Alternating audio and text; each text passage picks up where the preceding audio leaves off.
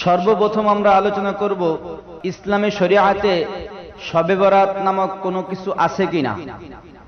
দ্বিতীয় আমরা আলোচনা করব শবে বরাতের গুরুত্ব আর ফজিলত সম্পর্কে। তিন নম্বরে আমরা আলোচনা করব শবে বরাতে কি কোনো প্রকার আমল আছে কিনা, থাকলে সেই আমলগুলো কিভাবে করতে হয় আর সেই আমলগুলো কি কি।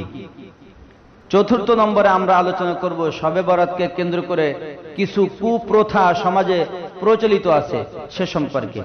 পঞ্চম নম্বরে আমরা আলোচনা করব শবে বরাতে আমাদের কি করা উচিত। ষষ্ঠ নম্বরে আমরা আলোচনা করব শবে বরাতকে কেন্দ্র করে আমাদের যে রীতি রেওয়াজ আছে এই রীতি রেওয়াজটা। আলহামদুলিল্লাহ الحمد لله نحمده ونستعينه ونستغفره ونؤمن به ونتوكل عليه ونعوذ بالله من شرور أنفسنا من يهده الله فلا مضل له ومن يضلل فلا هادي له ونشهد أن لا إله إلا الله وحده لا شريك له ونشهد أن سيدنا ومولانا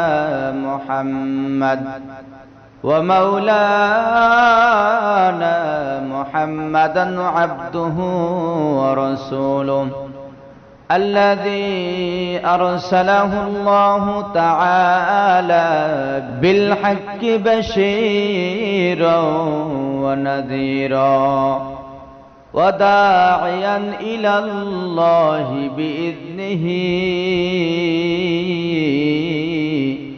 وسراجا منيرا فقد قال الله تبارك وتعالى في كلامه المجيد وفي فرقانه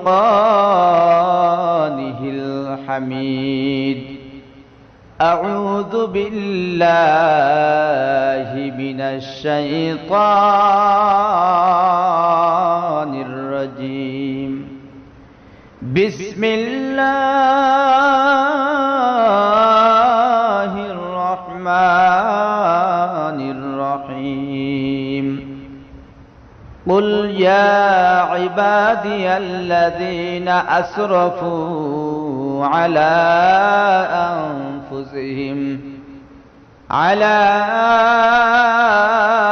أنفسهم لا تقنطوا من رحمة الله إن الله يغفر الذنوب جميعا إنه هو الغفور الرحيم صدق الله العلي العظيم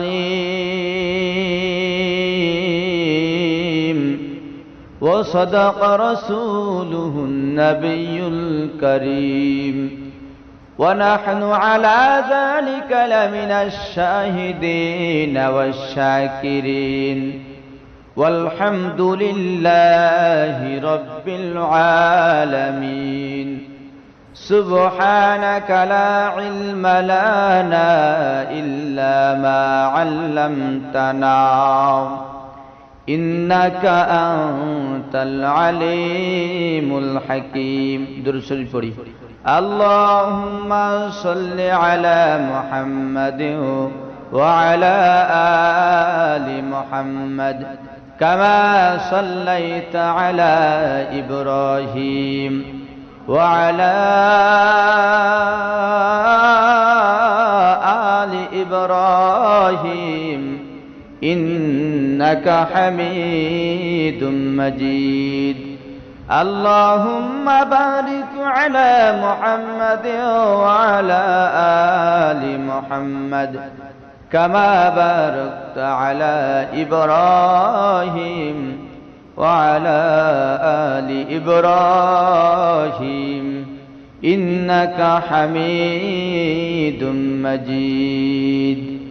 আলহামদুলিল্লাহ, মহান রব্বুল আলামিনের দরবারে শুকরিয়া জ্ঞাপন করি যে মহান রব্বুল আলামিন আমাদেরকে মহব্বত করে ভালোবেসে শাবান মাসের শবে বরাতকে কেন্দ্র করে বিশেষ কিছু আলোচনা করার এবং শোনার তৌফিক দান করেছেন। সেজন্য সেই প্রভুর দরবারে শুকরিয়া আদায় করি। সবাই বলি আলহামদুলিল্লাহ। আজ আর 2-3 দিন বাদেই শবে বরাত। আজ আমরা শবে বরাতকে নিয়ে বিশেষ কিছু আলোচনা করব। এই আলোচনাটা আমাদের সবার জন্য খুবই জরুরি এবং খুবই গুরুত্বপূর্ণ। কারণ হলো, ইসলামী শরীয়তের মধ্যে আজ মুহাম্মদুর রাসূলুল্লাহ দুনিয়ার থেকে যাওয়ার প্রায় 1400 বছর পরে এখন শরীয়তের মধ্যে কিছু বাড়াবাড়ি শুরু হয়েছে, আবার কিছু কম করার বিষয় শুরু হয়েছে। যার যেটা ভালো লাগে সে সেটাকে আরো বাড়িয়ে ফেলে, এইটা খেয়াল করে না এটা শরীয়তে আছে কি নাই। আবার যার যেটা ভালো লাগে না সে সেটাকে আমল করা ছেড়ে দেয়, বাদ দিয়ে দেয়। শুধু নিজেই আমল করা ছেড়ে দেয় বিষয়টা এরকম না, নিজে আমল করে না এবং অন্যদেরকেও আমল করার ব্যাপারে বাধা সৃষ্টি করে। ঠিক এরকম একটা বিষয় আমাদের সামনে উপস্থিত, সেটাকে আমাদের বাংলাদেশের মানুষ শবে বরাত নামে চেনে। এই শবে বরাতকে কেন্দ্র করে আমরা কয়েকটা বিষয় আলোচনা করব। সর্বপ্রথম আমরা আলোচনা করব শবে বরাত ইসলামী শরীয়তে শবে বরাত নামক কোনো কিছু আছে কিনা। দ্বিতীয় আমরা আলোচনা করব শবে বরাতের গুরুত্ব আর ফজিলত সম্পর্কে। 3 নম্বরে আমরা আলোচনা করব শবে বরাতে কি কোনো প্রকার আমল আছে কিনা, থাকলে সেই আমলগুলো কিভাবে করতে হয় আর সেই আমলগুলো কি কি। 4 নম্বরে আমরা আলোচনা করব শবে বরাতকে কেন্দ্র করে কিছু কুপ্রথা সমাজে প্রচলিত আছে সে সম্পর্কে। 5 নম্বরে আমরা আলোচনা করব শবে বরাতে আমাদের কি করা উচিত। 6 নম্বরে আমরা আলোচনা করব শবে বরাতকে কেন্দ্র করে আমাদের যে রীতি রেওয়াজ আছে, এই রীতি রেওয়াজটা আমরা আগে করব নাকি আমরা শবে বরাতকে সামনে রেখে শবে বরাতের ইবাদত বন্দেগীটা আমরা আগে করব। 7 নম্বরে আমরা আলোচনা করব শরীয়তে কোন জিনিস বাড়াবাড়ি করা যায় কিনা, কোনো বাড়াবাড়ি করার কোনো সুযোগ আছে কিনা, বাড়াবাড়ি করা যাবে কিনা, আর শবে বরাতকে নিয়ে কি কি বাড়াবাড়ি হয়, আর শবে বরাতকে কারা কারা এটাকে নিষিদ্ধ, শরীয়তে এর কোনো স্থান নাই, এ জাতীয় কথা বলে। এ সম্পর্কে আমরা আলোচনা করব। সম্মানিত উপস্থিতি, সর্বপ্রথম আমরা জানব যে শবে বরাতে শরীয়তে এর কোনো স্থান আছে কিনা। আল্লাহ তাআলার রাসূল মুহাম্মদুর রাসূলুল্লাহ সাল্লাল্লাহু আলাইহি ওয়াসাল্লাম, আমরা যে জানি সিহহ সিত্তার 6টা কিতাব আছে, হাদিসের কিতাব। এই 6টা হাদিসের কিতাবের মধ্যে একটা কিতাবের নাম হলো ইবনে মাজাহ। এই ইবনে মাজার 1390 নম্বর হাদিসের মধ্যে মুহাম্মদুর রাসূলুল্লাহ সাল্লাল্লাহু আলাইহি ওয়াসাল্লাম বলেন, عن أبي موسى الأشعري عن رسول الله صلى الله عليه وسلم قال إن الله لا يطلع في ليلة النصف من شعبان فيغفر لجميع خلقه إلا لمشرك أو مشاهد। সম্মানিত উপস্থিতি, আমি আপনাদের দৃষ্টি আকর্ষণ করব, আমাদের জানতে হবে যে প্রথমে আমরা এর একটা নিরসন করব যে শবে বরাত শরীয়তে আছে কিনা। আবার বলতেছি, শবে বরাত শরীয়তে আছে কিনা ভালো করে বুঝে নেবেন। শবে বরাত এই শব্দটা শরীয়তে নাই। শবে বরাত এই শব্দটা শরীয়তে নাই। যেমনি ভাবে নামাজ শরীয়তে নাই, যেমনি ভাবে রোজা শরীয়তে নাই। নামাজ শরীয়তে নাই, এই কথা শোনার পর অনেকে আবার মনে করতে পারে নামাজ শরীয়তে নাই, তাহলে আমরা নামাজ পড়ি, এটা কি শরীয়তে নাই? এ কি ধরনের কথা? রোজা শরিয়াতে নাই, তাহলে রমজান মাসে যে রোজা আল্লাহ তাআলা ফরজ করলেন শরিয়াতে নাই, তাহলে এটা আমরা কেন করি? আর হুজুরে কি ধরনের কথা শুরু করলেন? বিষয়টা হলো রোজা এটা উর্দুতে ফার্সিতে ব্যবহৃত একটি শব্দ, নামাজ এটা উর্দুতে ফার্সিতে হিন্দিতে ব্যবহৃত একটি শব্দ, আর সেই শব্দটা আমরা বাংলাতেও ব্যবহার করি। ঠিক তেমনি ভাবে শবে বারাত, সব মানে হলো রাত, এটা ফার্সি শব্দ, আর বারাআত মানে হলো মুক্তি, এটা হলো আরবি শব্দ। এই আরবি শব্দ আর বাংলা ফার্সি শব্দের সংমিশ্রণে আমরা শবে বরাত নামে এটাকে চিনি। এই শবে বরাত, এই যে কথাটা আমরা বললাম, ফার্সি শব্দ আর আরবি শব্দের সংমিশ্রণে এটা হয়েছে, আমরা বলতেছি শবে বরাত। এই শবে বরাতটা কি কোরআন হাদিসে আছে? না, এই শবে বরাতটাও কোরআন হাদিসে নাই।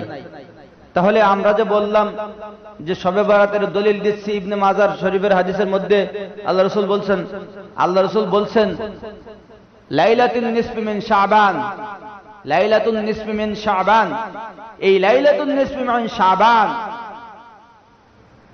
আল্লাহ রাসূল বলেন শাবানের মধ্য তারিখে, শাবানের মধ্য তারিখ অর্থাৎ শাবানের 14 তারিখ, এই শাবানের 14 তারিখ, এই কথাটা আরবিতে আছে লাইলাতুন নিসফি মিন শাবান। এরপরে এখানে যে লাইলাতুন নিসফি মিন শাবান এটা আরবিতে বলা হয়, যেমনি ভাবে সালাত আরবিতে বলা হয়, যেমনি ভাবে সওম আরবিতে বলা হয়, কিন্তু আমরা বাংলাদেশের মানুষ আমরা সওমকে রোজা বলি কিনা? বলি। আমরা সালাত বলি না, আমরা নামাজ বলি। আমরা ঠিক তেমনি ভাবে ওখানে আছে লাইলাতুন নিসফি মিন শাবান, কিন্তু আমরা বলি হলো শবে বরাত। তাহলে এই শবে বরাতটা হাদিস শরীফের মধ্যে আমরা পেলাম কিনা? পেলাম। কি নামে? লাইলাতুন নিসফি মিন শাবান। কি নামে পেলাম? লাইলাতুন নিসফি মিন শাবান। তাহলে যদি আপনাদের কাছে কেউ প্রশ্ন করে যে শবে বরাত তো কোরআন হাদিসে নাই, আমরা বলবো যে হ্যাঁ, শবে বরাত কোরআন হাদিসে নাই এটা ঠিক, কিন্তু লাইলাতুন নিসফি মিন শাবান এটা হাদিসে আছে। কোন হাদিসে আছে? আল্লাহ রাসূল থেকে আবু মুসা আশআরী রাদিয়াল্লাহু তাআলা আনহু বলেন, ইবনে মাজাহ 1390 নম্বর হাদিস, এখানে আল্লাহ রাসূল বলেন, হাদিস বর্ণনা করতেছেন কোন সাহাবী? আবু মুসা আশআরী রাদিয়াল্লাহু আনহু। তিনি বলেন আল্লাহ রাসূল বলছেন, ইন্নাল্লাহা লা ইয়াত্তালিউ ফি লাইলাতিন নিসফি মিন শাবান ফায়াগফির লিজামিই খালকিহি ইল্লা লিমুশরিকিন আও মুশাহিদিন। আল্লাহ তাআলা শাবানের মধ্য রজনীতে সমস্ত মাখলুকের গুনাহ ক্ষমা করে দেন। সুবহানাল্লাহ বলবেন না?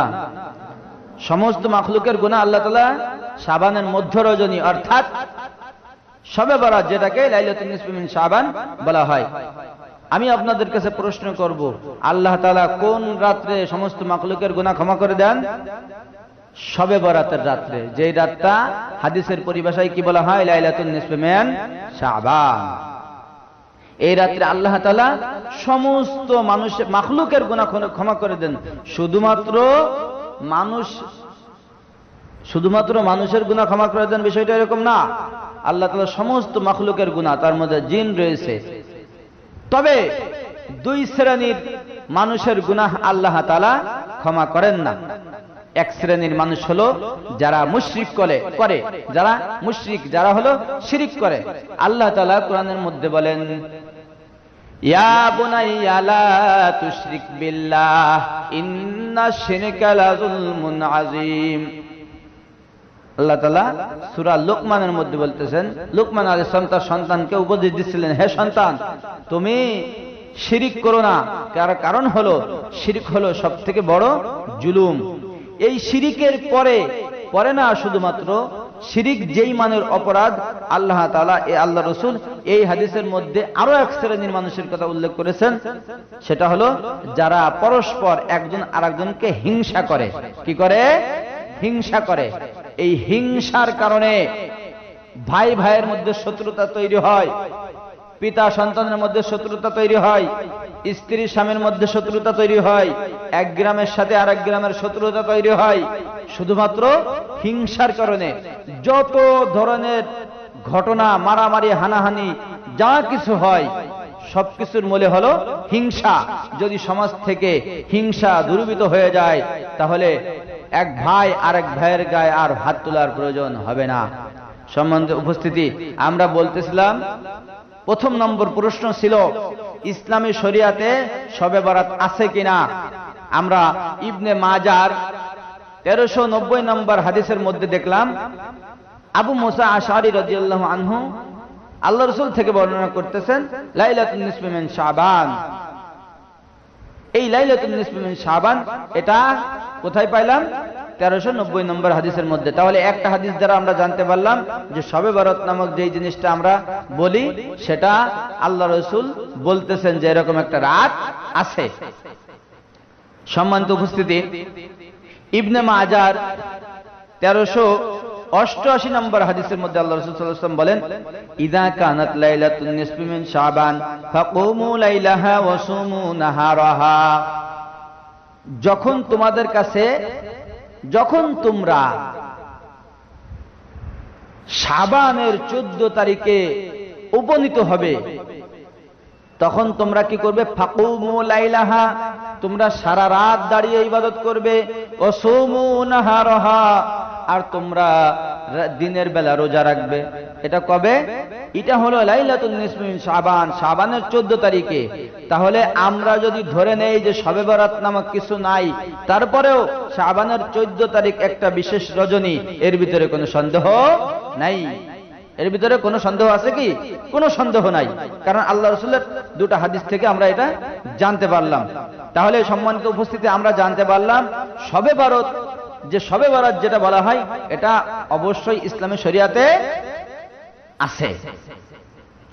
এরপরে আমাদের দ্বিতীয় প্রশ্ন হলো শবে বরাতে আমাদের কি আমল করব? আমরা শবে বরাতকে কেন্দ্র করে কি কোনো আমল আছে কি নাই? শবে বরাতকে কেন্দ্র করে কোনো আমল আছে কি নাই? সম্মানিত উপস্থিতি, শবে বরাতকে কেন্দ্র করে অবশ্যই আমল আছে। ইবনে মাজার এই হাদিস থেকে আমরা বুঝি যে কিছু আমল তো আছে। সেটা হলো কি, যেহেতু আল্লাহ রাসূল বলছেন যখন তোমরা শাবানের 14 তারিখে উপনীত হবে তখন সেই রাতে তোমরা দাঁড়িয়ে দণ্ডায়মান অবস্থায় ইবাদত করো, তার মানে নামাজ আদায় করো। এরপরে দিনের বেলা তোমরা রোজা রাখো। তার দ্বারা বোঝা যায় যে শবে বরাতের কেন্দ্র করে কোনো আমল না থাকলেও 14 তারিখ শাবানের 14 তারিখে আমল অবশ্যই আছে। কি আমল? রাতে দাঁড়িয়ে নামাজ আদায় করা আর দিনের বেলা রোজা রাখা, এই আমলটা অবশ্যই আছে। এরপরে এই হাদিসে, লম্বা একটা হাদিসের মধ্যে আল্লাহ রাসূল বলেন ইয়াত্তালিউল্লাহু ফি লাইলাতিন নিসফি মিন শাবান, আল্লাহ তাআলা ইয়াত্তালিউল্লাহু ফি লাইলাতিন নিসফি মিন শাবান, আল্লাহ তাআলা এই 14 তারিখ যে রজনী, এই রাতে আল্লাহ তাআলা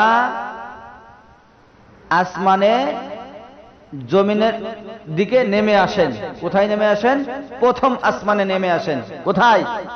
আল্লাহ তাআলা প্রথম আসমানে নেমে আসেন। নেমে এসে ডাকতে থাকেন, আসো কি এমন কেউ যে গুনাহ করতে করতে পেরেশান হয়ে গেছো, তুমি চিন্তা করো তোমার গুনাহ আর ক্ষমা করা হবে না, আমার কাছে গুনাহের ক্ষমা চাও, আমি তোমার গুনাহ ক্ষমা করে দেব। কে বলতে থাকেন?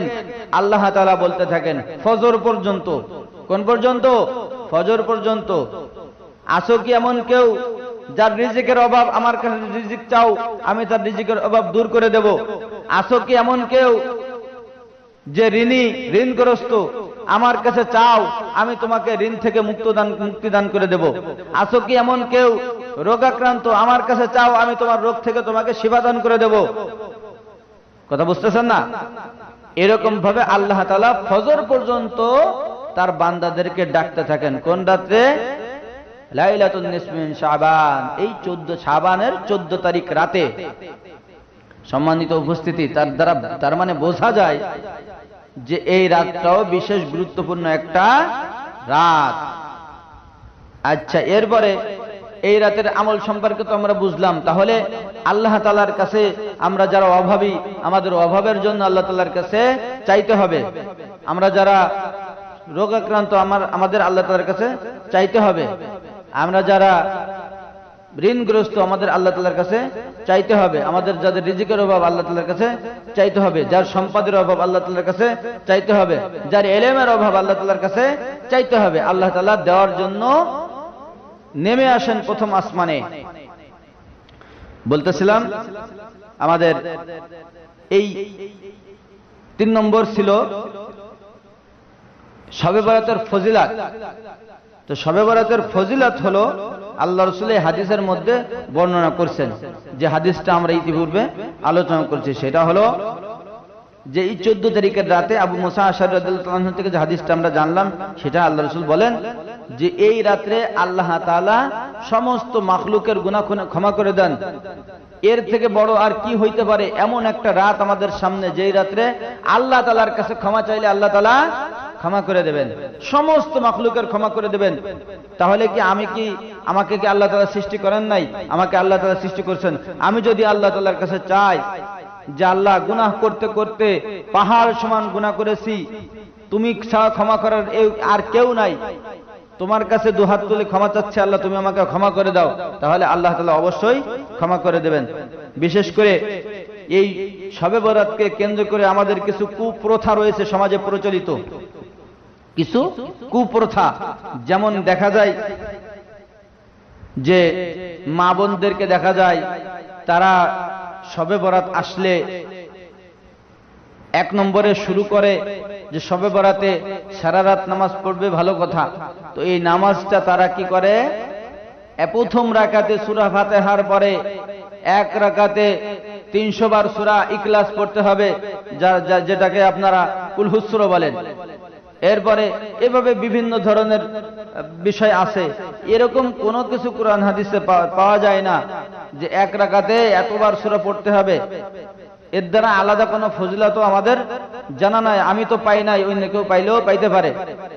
আমি নিষেধ করতেছি না কাউকে আমল করতে, কারণ হলো যে সমস্ত আহলে হাদিস ভাইয়েরা তারা শবে বরাত নাই বলে দাবি করেন, তাদের প্রতি বিশেষ করে আমি বলবো যে আমার দেশের মুসলমানেরা কাজকর্মে এত পরিমাণ ব্যস্ত, তারা ওয়াক্তের নামাজ পড়ার সুযোগ পায় না। শবে বরাত, শবে কদর এ জাতীয় বিষয়কে সামনে নিয়ে তারা কিছু আমল করতে চায়, তো তাদেরকে কেন বাধা দিব? এমনিতেই মসজিদে আনা যায় না, এই রাতে মসজিদে আসুক, আসার পরে তারা যদি কিছু নামাজ আদায় করে, কমপক্ষে তাদেরকে এটা বলা যায় যে ভাই আপনার তো অনেক নামাজ কাজা হয়ে গেছে, তো আপনি বরং এই রাতে আপনার বিগত যে নামাজ কাজা হয়ে গেছে সেই নামাজগুলো আদায় করেন, কারণ আপনার নফল নামাজ থেকে ওই ফরজ নামাজের গুরুত্বটা বেশি। কিন্তু সেটা না করে শবে বরাত নাই এটা বলে মুসলমানদেরকে মসজিদ থেকে দূরে ঠেলে রাখতেছি, এটা আসলে মোটেও উচিত না। কমপক্ষে তাদেরকে মসজিদে আনতে হবে, শবে বরাত সম্পর্কে বুঝাতে হবে, এর ফজিলত গুরুত্ব যাই থাকুক তাদেরকে মসজিদে আনতে হবে। আনার পরে তাদেরকে বুঝায়ে যেই আমল করলে ভালো হবে সেই আমলের প্রতি উৎসাহিত করতে হবে, যেটা করা যাবে না সেই বিষয়কে তাদেরকে জানাতে হবে। কিন্তু সেটা না করে আমরা মুসলমানদেরকে আরো মসজিদ থেকে দূরে ঠেলে দিচ্ছি, এটা আমাদের জন্য মোটেই উচিত না। বলতেছিলাম কিছু কুপ্রথা রয়েছে, তো এ বাদে আরো কিছু প্রথা রয়েছে। সেটা হলো মুসলমান মহিলাদেরকে দেখা যায় গোসল করে ভিজা কাপড়ে সারা রাত নামাজ পড়বে, এই তো নাকি যত ফোঁটা পানি পড়বে তত গুনাহ মাফ হবে। কিছু আজগুবি কথা আছে, এগুলো সম্পূর্ণ ভুল কথা। এরপরে অনেকে আবার দেখা যায় যে না, গোসল করে ভিজা কাপড়ে না বরং শুকনা কাপড়ে। আমি আপনাদের কাছে জিজ্ঞাসা করব, প্রতিদিন 5 ওয়াক্ত নামাজ আছে, সেই নামাজে আপনাদের ফরজ নামাজ সেটা বেশি দামি নাকি শবে বরাতের নামাজ বেশি দামি? ফরজ নামাজ বেশি দামি। তো ফরজ নামাজের ক্ষেত্রে আপনার গোসল করার প্রয়োজন হয় না, তাহলে আপনি নফল নামাজের ক্ষেত্রে আপনার গোসল করার এত কি প্রয়োজন দেখা দিল? এটা হলো বাড়াবাড়ি, এটা করা যাবে না। অবশ্যই ইবাদত বন্দেগী করবেন, জিকির আজকার করবেন, কোরআন তেলাওয়াত করবেন, এটা অবশ্যই করবেন, কিন্তু তাই বলে এই যে বাড়াবাড়ি এগুলা করা যাবে না। এরপরে গোশত রান্না করা, রুটি রান্না করা, হালুয়া রান্না করা ইত্যাদি ইত্যাদি আরো অনেক বিষয় রয়েছে, এটা অনেক বেশি বাড়াবাড়ি। আমল করতে হবে, এর মধ্যে খাওয়া কোথা থেকে আসলো?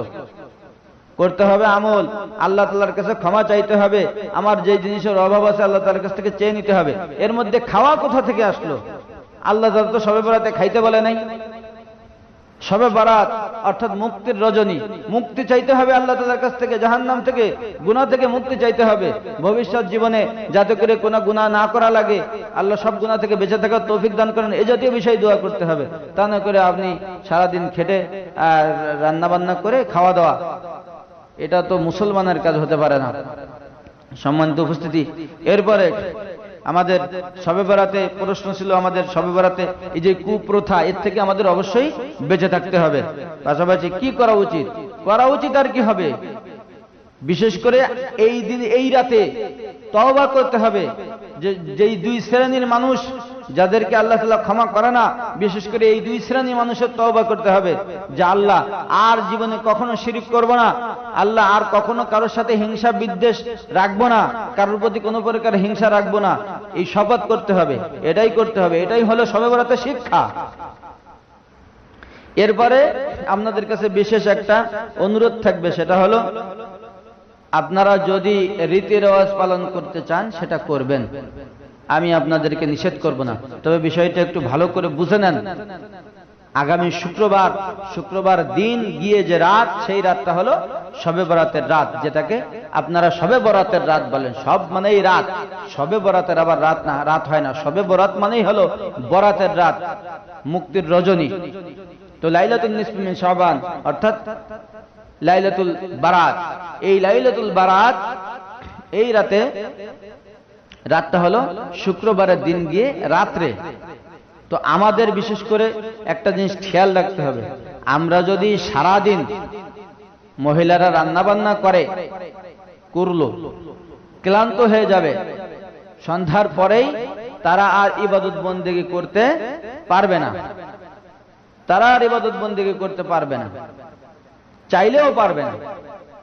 আবার পুরুষ যারা আছে তারা এই পেট পুরে খেয়ে, জানেন আপনারা বেশি পরিমাণে খাওয়া হইলে একটু ঘুম আসে, তো আপনি ইচ্ছা করলে ইবাদত বন্দেগী করতে পারবেন না। তো আপনার কাছে আমার অনুরোধ থাকবে, বিশেষ একটা উপদেশ, যে আপনারা শুক্রবারের দিনে কোনো কিছু করবেন না, কিছুই করবেন না। শুক্রবারে সন্ধ্যার মাগরিবের নামাজের পর থেকে ইবাদত বন্দেগী শুরু করে দেন। ঈশার পরে, ঈশার নামাজের পরে আবার বিশেষ করে যাদের নামাজ ইতিপূর্বে অনেক নামাজ কাজা গেছে, ফজরের নামাজ, জোহরের নামাজ, আসর, মাগরিব, ঈশা, এই কাজা নামাজগুলো আদায় করেন ফজর পর্যন্ত। এই ফজরের কিছুক্ষণ আগে, সেহরির কিছুক্ষণ আগে আপনি সেহরি খান, খেয়ে সারাদিন রোজা রাখুন। এরপরে রোজা শেষ করে ইফতার করে আপনি আপনার বাড়িতে যত প্রকার যা আয়োজন করা হয়েছে, যা রান্না করা হয়েছে, উট, খাসি, গরু, দুম্বা, মহিষ যা আছে সব আপনি পেট পুরে খান। এরপরে ঈশার নামাজ পড়ে আপনি ঘুমান, কোনো সমস্যা নাই। মহিলাদেরকে বলবো, আপনারা এই যে বাড়াবাড়ি আছে, ভিজা কাপড়ে পরা, গোসল করা, এগুলা বাদ দেন। আপনারা শুক্রবারে সারাদিন প্রস্তুতি নেন, বরং দুপুরবেলা, বিকালবেলা, সকালবেলা একটু ঘুমিয়ে নেন সারা রাত জেগে থাকার জন্য। মাগরিবের নামাজের পর থেকে ইবাদত বন্দেগী শুরু করে দেন। কুরআন তেলাওয়াত, বর্তমানে দেখা যায় ঘর আছে কিন্তু ঘরে কুরআন শরীফ নেই, আর কুরআন শরীফ যদিও থাকে কুরআন তেলাওয়াত করার কোনো মানুষ নেই, আর কুরআন তেলাওয়াত করার মানুষও যদি থাকে, তেলাওয়াত করার সময় তাদের কারো হয় না। এই জন্য বলবো, রাতে কুরআন তেলাওয়াত করেন, জিকির আজকার করেন, নামাজ পড়েন। বিশেষ করে কাজা যে নামাজগুলো আছে, এই নামাজগুলো অবশ্যই পড়ে নেবেন এই রাতে। এরপরে সেহরির আগ মুহূর্তে সেহরি খেয়ে নিন, খেয়ে ফজর নামাজ আদায় করার পরে আপনি এরপরে ওই দিনের যা আয়োজন করার আছে, রান্না বান্না করা, সারাদিন করেন, ইফতার করেন, তাহলে আপনার ইবাদতের মধ্যে কোনো ব্যাঘাত ঘটবে না। সম্মানিত উপস্থিতি, বিশেষ করে বলবো, শবে বরাত নিয়ে কোনো বাড়াবাড়ি করা যাবে না, আর এখান থেকে কোনো কিছু কমানো যাবে না।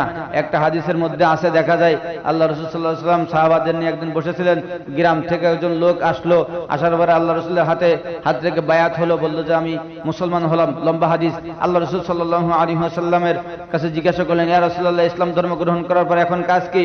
আল্লাহ রাসূল বললেন, এখন তোমার জন্য সবথেকে গুরুত্বপূর্ণ হলো নামাজ আদায় করা। ইয়া রাসূলুল্লাহ, নামাজ আদায় করার জন্য কি করা লাগবে? ওযু করতে হবে। এভাবে সমস্ত বিষয় শিক্ষার জেনে নেওয়ার পরে, শিখার পরে যখন ওই লোকটি চলে যাচ্ছিল, যাওয়ার আগে বলতেছে, ইয়া রাসূলুল্লাহ লা আযিদু আলাইহিন্না ওয়ালা আনকুসু মিনহুন্না, আপনি যা বললেন এখান থেকে আমি কোনো কিছু বাড়াবো না, যা বললেন তার থেকে কোনো কিছু কমাবো না। এই বলে সেই লোকটি চলে গেল।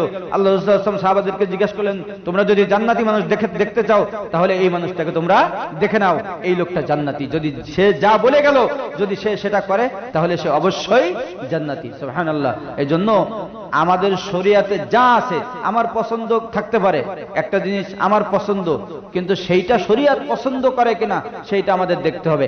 একটা জিনিস আমার অপছন্দ, সেটা শরীয়ত অপছন্দ করে কিনা আমার দেখতে হবে। আমি মুসলমান, মানে হলো যে আমি আল্লাহ তাআলার বিধানের কাছে আত্মসমর্পণকারী একজন ব্যক্তি।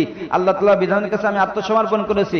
আল ইসলাম, ইসলাম মানে আত্মসমর্পণ করা, আর মুসলিম মানে আমি আত্মসমর্পণকারী একজন ব্যক্তি, যে আল্লাহ তাআলার বিধানের কাছে আত্মসমর্পণ করে দিয়েছি। এখন আল্লাহ তাআলার বিধান যেখানে যেরকম, সেখানে আমার সেইভাবে মেনে নিতে হবে। আমার একরকম পছন্দ, আমার পছন্দতে কিছু যাই আসে না শরীয়ত কোনটা পছন্দ করে। ভাই, আপনার সুদ খেতে ভালো লাগে, কিন্তু শরীয়ত সুদ খাওয়াটা হারাম করে দিয়েছে। আপনার ঘুষ খেতে ভালো লাগে, শরীয়ত সেটাকে হারাম করে দিয়েছে। হ্যাঁ, আপনার স্ত্রী 4টা স্ত্রী রাখাকে পছন্দ করে না, কিন্তু শরীয়ত 4টা স্ত্রী রাখাকে সুন্নত করে দিয়েছে। সুতরাং আপনার পছন্দে কিছু যাবে আসবে না। আপনার শবে বরাত পছন্দ না, সেটা ব্যক্তিগত মত, কিন্তু তাই বলে আপনি কোনো মুসলমানকে শবে বরাত থেকে ফিরাতে পারেন না, এটা আপনার কোনো অধিকার নাই। এই জন্য বলতেছি, শবে বরাত না, শুধুমাত্র যতগুলো আল্লাহ তাআলা বিধান আছে, কোনো বিধান নিয়ে কোনো প্রকার কোনো বাড়াবাড়ি করা যাবে না। যদি বাড়াবাড়ি করি তাহলে খুব সম্ভাবনা আছে হাসরের ময়দানে যখন আমাকে জাহান্নামের ফেরেশতারা টানতে টানতে নিয়ে যাবে, আল্লাহ রাসূল যদিও বাধা দেয়, যখন জানবে যে আমি শরীয়তের মধ্যে মুহাম্মদ রাসূলুল্লাহ শরীয়ত যা রেখে গেছিল তার মধ্যে আমি বাড়াবাড়ি করেছি, তার থেকে আমি কমে ফেলছি, এটা জানার সাথে সাথে আল্লাহ রাসূল সুহাকান বলে দূরে তাড়িয়ে দেবেন। আল্লাহ রাসূল যদি সুহাকান বলে দূরে তাড়িয়ে দেন, ওই দিন আমার মতো হতভাগা আর কেউ হবে না। এই জন্য বলি, বিশেষ করে যে শবে বরাত না, শুধু সমস্ত বিধানকে নিয়ে কোনো প্রকার কোনো বাড়াবাড়ি করা যাবে না। যাবে কি? কোনো প্রকার কোনো বাড়াবাড়ি করা যাবে না। আল্লাহ তাআলা যেখানে যেই রকম বিধান আমি আমল করতে পারি আর না পারি, সেটা নিয়ে আমি বাড়াবাড়ি করব না। আমার একটা জিনিস পছন্দ, সেটা শরীয়ত অপছন্দ করতেছে, সেটা আমি জায়েজ বানানোর চেষ্টা করব না। আমার একটা জিনিস অপছন্দ, সেটা শরীয়তে জায়েজ, সেটাকে আমি নাজায়েজ বানানোর চেষ্টা করব না। এটা কোনো মুসলমানের কাজ হতে পারে না। সম্মানিত উপস্থিতি, দীর্ঘ সময় ধরে বিক্ষিপ্ত কিছু আলোচনা করলাম। বিশেষ করে আবারও বলতেছি, শবে বরাতকে কেন্দ্র করে অনেকে অনেক রকম কথা বলবে। আপনারা এর থেকে বুঝে হাক্কানি আলেমদের শরণাপন্ন হন, তাদের কাছে গিয়ে বিষয়টা ভালো করে বুঝে নেন। আমা তাওফীক ইল্লা বিল্লাহ। আসসালামু আলাইকুম ওয়া রাহমাতুল্লাহ।